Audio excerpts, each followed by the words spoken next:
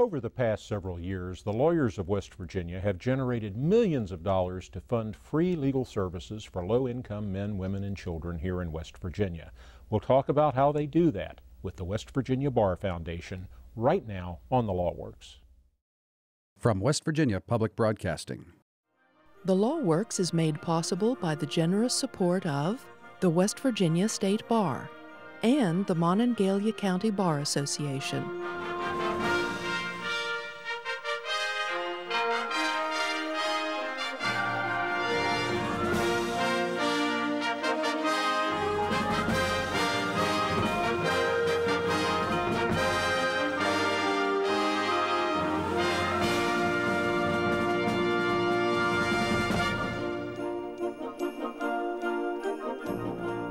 Although you've probably never heard of it, the West Virginia Bar Foundation has administered millions of dollars for legal assistance and funded programs to improve the administration of justice. My guests are attorneys John H. Tinney and J. Franklin Long. John, Joe, thank you very much for being with us. Now, to set the stage, John, you are the president this current year of the West Virginia Bar Foundation. That's correct, Dan. And Joe, you are the secretary-treasurer. That is correct, Dan. So we talk about millions of dollars. You're the guy that's got all the money. That's right. It's a good feeling. So I get a countersign all the time. Okay. John, why do we have a Bar Foundation? Well, the Bar Foundation, to coin an old phrase, that necessity is the mother of invention, came about in the 1988-1989 era when the bar center, or the bar offices, that is the union bar, that all we lawyers must belong to. We joke and say that in West Virginia we have what is called a mandatory bar. All the lawyers who practice in the state have to be a member of it, therefore it must be our union. It is indeed, and if you don't have an up-to-date dues-paying card, you're not going to practice law in the state of West Virginia. But the state bar had been housed in the east wing of the state capitol building for a number of years. And during that time frame, the West Virginia Supreme Court of Appeals, of which the state bar is quasi-related to, the court decided that they needed the space, the physical space, where the bar offices were located. So, in effect, the bar offices got the boot out of the Capitol, but they had to find property that was near the court because of the business that would be transacted. Since the state bar is a quasi-governmental entity, it could not sign long-term loans or mortgages to buy real estate. So the Bar Foundation was created so it could borrow the money, sign off on a long-term note, and in effect become the bar's landlord. That's an inoffensive but not terribly publicly effective reason to have a Bar Foundation. It's not just that anymore. Absolutely not. From its inception, it had goals, and besides being the landlord, it had a goal of improving the administration of justice and the provision of legal services to low-income West Virginia citizens. That was phase one of the bar. It was primarily the administrator of what's called the lawyers' trust accounts, which are small accounts that lawyers hold money for various clients. They go into a bank into a trust account. The interest is what's called swept out every day, and those monies are used to fund legal aid societies and other help for low-income citizens. And over the years, that fund has literally generated millions of dollars for low-income citizens. I think the last time I looked at it, it's been over $13 million has gone out to legal aid societies. Now, as a client, I want that interest money.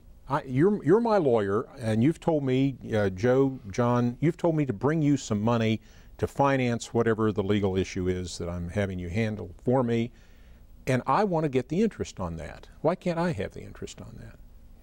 Well, one of the reasons why it's not very practical, for example, the interest may be $10.30, and it may be a lot more effort than it's worth to get $10.30.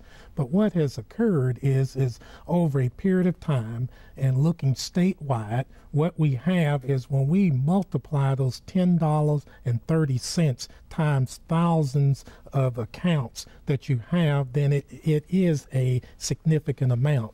Whereby if you just invest that for that particular client with the other administrative costs, it may even cost more than $10.30. So what we need to keep in mind is that these are minor sums of money, and they're invested for a very short period of time. If it's a major sum of money invested for a longer period of time, then the client will get that money. What had occurred before we had these client trust accounts is the banks kept the money. That is, the money was on deposit, no interest was paid. The bank, of course, made money on the interest rather than the public. And right now, what's really, really good is that we as lawyers understand that we have an obligation to make sure that legal services are provided for all West Virginians. One of the problems that we've got in this state is the fact that some people have greater access to the legal services than other people. And what we as members of the bar have an obligation to do is to make sure that that low-income person, that person who has a family income of $15,000 a year, will have the ability to protect his and her rights the same as if that person was making a much higher income. Now, the Bar Foundation doesn't decide how the recipients of this money are going to spend it. Do you, for example, you raise money to support legal services programs. There are legal aid societies. You give money to legal aid. Do you decide who legal aid is going to represent? No, Dan, the decision of the recipients and the amount that each recipient might receive in a given year is by court order of the West Virginia Supreme Court of Appeals. And the court will review the monies available. They will review the recommendations that the Bar Foundation makes regarding distribution, but the final decision for which society gets X amount of dollars is actually made by the Supreme Court. And there's a very lovely presentation of these monies made in the chamber of the Supreme Court. Usually it is majored by the Chief Justice, a representative from the West Virginia Bankers Association, and representatives from the West Virginia State Bar, and of course the Bar Foundation who managed the monies. You mentioned the Bankers Association. This program, the Lawyers Trust Account Interest Program, technically it's called Interest on Lawyers Trust Accounts, IOLTA, and you may hear that referred to as IOLTA. If you go talk to your lawyer and she or he is explaining to you how the money is going to be held, they typically use the word IOLTA. The Bankers Association has been really cooperative with this. In fact, maybe all the banks in West Virginia, but most all of the banks in West Virginia have voluntarily participated in this program and make this possible. Yes, perhaps the numbers weren't as great when it started in 1990, I believe, but today it's almost universal. It probably 98.5, 99% of the banks are participants. And one good thing about it is that all three of those groups have been very, very cooperative. That is the Bankers Association, the West Virginia Supreme Court, and the West Virginia Bar. And they've worked together for a common goal. And among those common goals are the fact that we would want to provide legal services for all West Virginians. What happens to legal aid societies, low-income poverty law programs, we sometimes call them? What happens if this program goes away? Those folks would have another deficiency, and they have enough issues to carry. This would cause them to lose the last safety net that they have for having legal representation. And in downturn economic times, it becomes even more and more important that the lawyer trust accounts provide money for our low-income citizens funded through the legal aid societies. And we live in a society where all individuals are equal regardless of what one's economic background is. And the truth of the matter is that if these monies weren't available, it would create inequalities. That is, you'd have one group of economically sufficient people who would be able to hire lawyers in order to protect their rights. Then you would have another group of economically deprived individuals who, because of their incomes, could not afford to hire lawyers, and they could not protect their rights. And so it's so important in the society that we live in is that all individuals would be able to have equal protections under the law, regardless of what one's income is. It is one of the sad truths of our system of justice is that there is much more demand for legal services than legal services are there to be provided. Now, as with most things in America, if you have the money, you can get the services. If you have the money, you can buy the goods. But if you don't have those money resources and you need to have a lawyer, it can be very, very hard. You may hear of fundraising activities by various legal services organizations from time to time, legal aid societies or whatever. Don't think that because the West Virginia Bar Foundation has generated millions of dollars over the years, don't think that because you've heard of a congressional appropriation for legal services programs from the federal government that the problems are satisfied, the need is met. It is not. Law is not a voluntary activity in the United States. If you have a legal problem, the only way you're going to get that problem resolved is through the legal system, through the courts. And if you don't have the resources to pay for that, then justice is denied to you. So the work of the Bar Foundation is essential, but the fundraising efforts of the local legal aid societies are also essential. So don't turn your back on those. If you hear of that opportunity, participate in that opportunity. You raise money in other ways, and sometimes by giving recognition to people. Yes, we do. There is a program called the West Virginia Bar Fellows, and the Bar Fellows come from a diverse group of lawyers from different geographic regions of the state. They are nominated by their peers. They are then selected by the Board of Governors of the Bar Foundation. There are approximately 6,000 lawyers in West Virginia, and there have been over the years about 250 Bar Fellows have been elected and accepted the invitation to join that group. It has fairly high standards for membership, and I believe that there has been a very, very outstanding classes of lawyers and judges who have been admitted into the program. And this group is certainly a significant group of individuals, and among the things the foundation looks at is the contributions that these lawyers and these judges have made in their communities. And they're recognized for those contributions.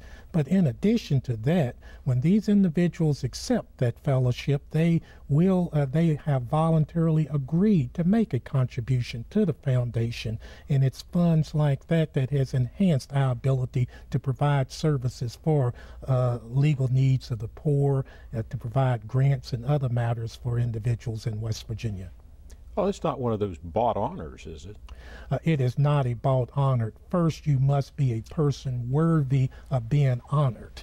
Then, if you are a person that's worthy of being honored, almost always those individuals are people who are willing to share and sacrifice for the benefit of mankind. So in our program, we have these distinguished, worthy people who have had a long career, oftentimes a long life of contributing for the benefit of other individuals in their state and in their community, and they are being honored by being named fellows.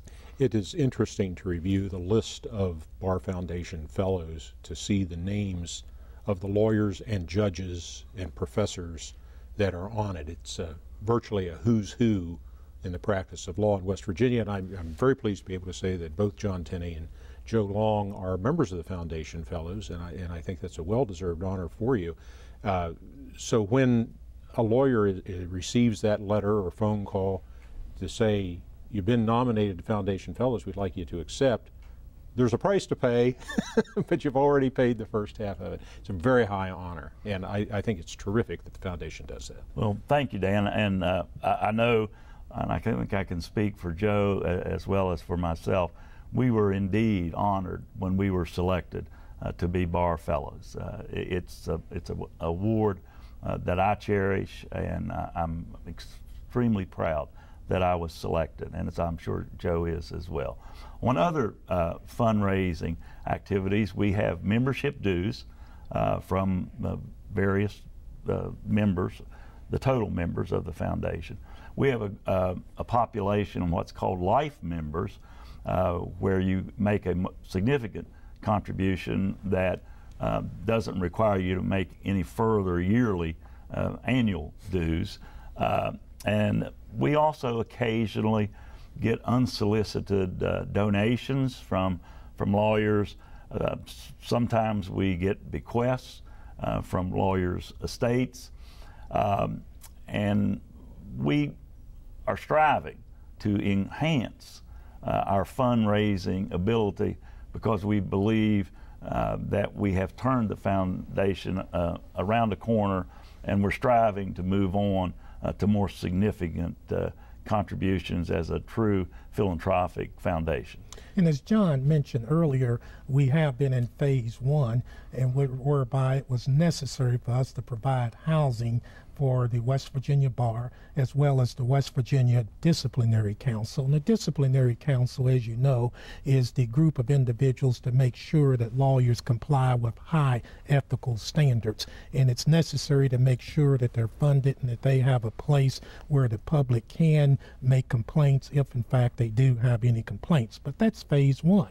Now that we're maturing, we're looking at other things that we can do to benefit the public. And among the things that we plan to do is to enhance the amounts of funds that we have available, and we will be aggressively seeking funds in the future in order to promote many of the projects that we want to promote that will benefit justice for West Virginia citizens. Well, we talked about low-income or poverty law programs, but you do other things besides just fund legal aid societies. Oh, absolutely. We give annual grants to worthy applicants who apply, and these are all kinds of things that go to the improvement of the administration of justice in West Virginia. For example, Youth Law Works at various of our high schools. Lawyers will volunteer their time, and funds will be made available so there can be things like moot court competitions, understandings of how the legislative and the judicial processes work, as well as we give a number of scholarships to worthy individuals to help them pursue a career in law. And we are a nation of a rule by law. And what's important is to make sure that we have a program within the public school systems where we can continue to educate, continue to remind individuals that as a nation we are ruled by law, and if we were not, we would have a chaotic nation. And we've seen that over and over in history, and probably the one of the more recent things is the Soviet Union breaking up. They did not have what we have under our constitutions. East Germany, when the wall came down some years ago, they did not have those, they did not have countries that was by rule of law. But what's significant is we have to make sure as each new generation of West Virginians come along that they understand how important it is to have a rule by law in order to protect their rights in the future and to protect the democracy that we know about. And then one of the other things that the foundation is hoping to achieve is there is a thing that is connected with what are called class action settlements. And there are monies that are set aside by the court in the event that members of the class do not come forward to claim their respective share. And after a period of time has passed, then the court has the authority to award those monies to a worthy recipient. They're called cypre awards, and they are usually very significant. And we have made a presentation to the West Virginia Judicial Association that the West Virginia Bar Foundation is a worthy candidate to receive a cypre award. Recently, to give you an idea of the magnitude that a cypre award can do, Kanawha County Circuit Judge Lewis Duke Bloom, in connection with a recent class action, was able to award the West Virginia College of Law a $8 million cypre award. That kind of money would enable the Bar Foundation not only to provide larger and more numerous grants and scholarships, but also would allow us to make investments, long-term investments, that would create income that could go to solve the goals and aspirations that the foundation wants to achieve. Because one of the things that we want to make sure that we get into is where we'll have perpetual money. And the only way that we can do that is to set up endowments whereby we will not spend the principal or the corpus or the initial money put up. We would only spend the income off of that money, which would be dividends or principals or appreciations from equities. And that way, money will always be available for future generations of West Virginians. And with these cypre awards, they're so significant because class actions are where a group of citizens typically are oftentimes with just small cases, and they're not very practical to litigate these cases individually. And this group actually gets together as a group and litigate these cases. But often there's so many that everybody doesn't come forth. So a good benefit for that extra money is for the foundation to use it to benefit West Virginians in general, in that typically it was the West Virginian in general that was damaged as a result of that litigation. Some years ago, I know I got a notice that I was a member of a class in a class action lawsuit, and there was this many-page brochure that came with this notice and explained to me that if I found the receipts where I bought the valve cap covers for the set of tires or whatever it was that I purchased 6 or 7 years ago, if I would give them the sales receipt and then tell them how many miles were on the tires, et cetera, I would get $10. Now, $10 is nice, and if you don't have it, it's all the money in the world, but I couldn't find the receipt. I couldn't take the time to go back and try to determine where these things were, what I was doing at the time, where the tires went, or whatever the product was. It just wasn't worth my time to try to get that $10. But the notice also said, if I didn't file a claim, then that money would go into a fund to be applied to a public service purpose. And those are the kinds of monies, John, Joe, that we're talking about here, that the court could then direct to the foundation or to a college of law or something of that sort. That's exactly right. And in sort of legalese, you being that class, you can either opt in or opt out.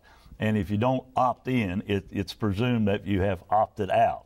And so, therefore, your share will go into the pool of other opt-outers. And then following that, the judge can make an award of those. Previous recipients have been not only the College of Law, but the West Virginia Medical School, the Cancer Research Center here at the university. So there are many, many worthy causes that these significant monies could go to truly help. Class action lawsuits are sometimes derided by those who do not favor them, and those are usually the people who have to pay the damage awards. But what happens is each one of us or a large number of us may be hurt just a little bit to a value of just a few dollars. And we can't afford as individuals to make complaint about that. But the wrong that was done was perhaps done purposefully or done through some egregious negligence. without regard to the health and safety of the people in the community. These class action lawsuits allow a remedy for that. They allow a group of lawyers to get together, to pursue the lawsuit, to generate the monies. The lawyers get paid. Some of the clients get paid if they ask for the money, but the rest of the money can be put to solving the societal problems that led to that condition. Yes, I think one of the primary purposes of the class action rules was for it to be a remedial type litigation to halt and correct wrongs that were being visited upon a great number of people, but no single person, significantly above the others. John Tinney, J. Franklin Long, from the West Virginia Bar Foundation. Gentlemen, thank you for being with us. Thank you, Mr. Ringer. Thank you. Thank you also for being with us. On behalf of the Law Works, I'm Dan Ringer. Good evening. If you want to know if you need a lawyer, you can discuss your problems with a lawyer by calling the West Virginia State Bar Helpline, toll-free, Tuesday evenings from 6 to 8 at 1-800-642-3617. On the LawWorks webpage at thelawworks.org, you'll find a listing of recent The LawWorks show topics, information on how to obtain copies of the programs, and additional information about this show's topic. You'll also find a list of legal resources that can help you answer your legal questions. If you'd like to recommend this program to a friend, you'll also find video of this program on thelawworks.org. If you would like to suggest a topic for a future The Law Works show, or if you're a school teacher and would like to receive a copy of this program for classroom use, please send us an email to thelawworks@comcast.net.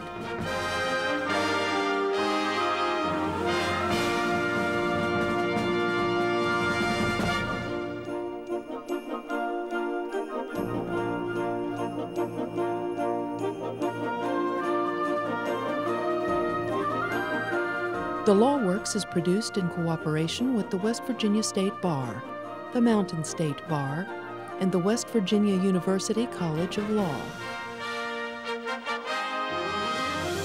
The Law Works is made possible by the generous support of the West Virginia State Bar and the Monongalia County Bar Association. From West Virginia Public Broadcasting.